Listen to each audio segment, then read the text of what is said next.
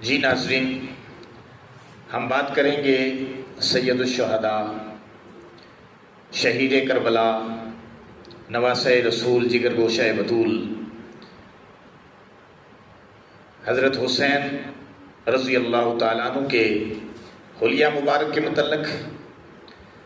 آپ اس ساری ویڈیو کو دیکھیں گے انشاءاللہ تو بڑے محظوظ ہوں گے کہ سیدنا حسین رضی اللہ تعالیٰ عنہ کا حلیہ مبارک رسول اللہ صلی اللہ علیہ وسلم کے حلیہ سے مشابہ تھا۔ آپ کا قد درمیانہ تھا، بہت لمبا اور نہ ہی کوتاہ، یعنی آپ درمیانے قد کے مالک تھے۔ رسول اللہ صلی اللہ علیہ وسلم، آپ کے نانا جان بھی تو درمیانے قد کے مالک تھے۔ نہ آپ کا قد بہت لمبا تھا، نہ ہی کوتاہ، پیشانی کشادہ تھی، داڑھی گھنی اور سینہ مبارک فراخ تھا۔ دونوں کندھے اعتدال کے ساتھ تھے، بڑے بڑے تھے اور ہڈیاں بہت مضبوط تھیں۔ ہتھیلیاں اور قدموں کے تلوے قدرے کشادہ تھے، بال گھنگریالے تھے اور بدن خوب گتھا ہوا اور سرخی مائل سفید تھا۔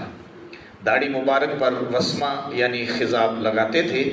وسمہ ایک قسم کی بوٹی ہوتی ہے جس کے پتوں سے بالوں کو سیاہ یا بقول بعض کے سیاہی مائل خضاب کیا جاتا ہے۔ آپ خوبصورت بدن کے ساتھ ساتھ خوبصورت شخصیت کے بھی مالک تھے اور خوبصورت آواز کے بھی مالک تھے۔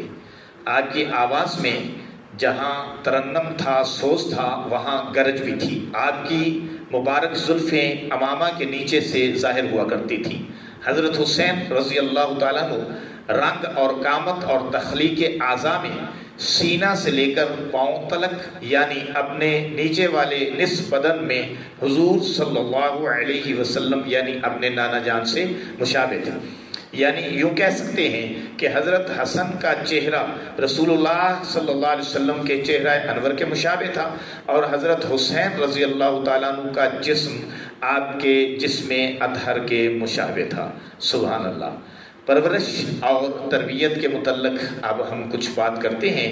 سیدنا حضرت امام حسین رضی اللہ تعالیٰ عنہ کی پرورش مدینہ منورہ کے مدینہ طیبہ کے پاکیزہ ماحول میں ہوئی تھی، جہاں آپ کو رسول اللہ صلی اللہ علیہ وسلم سے تربیت اور ان کی شفقت اور محبت میں وافر حصہ ملا تھا کہ کبھی آپ کی پیٹھ مبارک پر سوار ہوتے تھے، کندھوں پر سوار ہوتے تھے، آپ کے دوش مبارک پر سواری کرتے تھے، جیسا کہ کئی احادیث میں آئے۔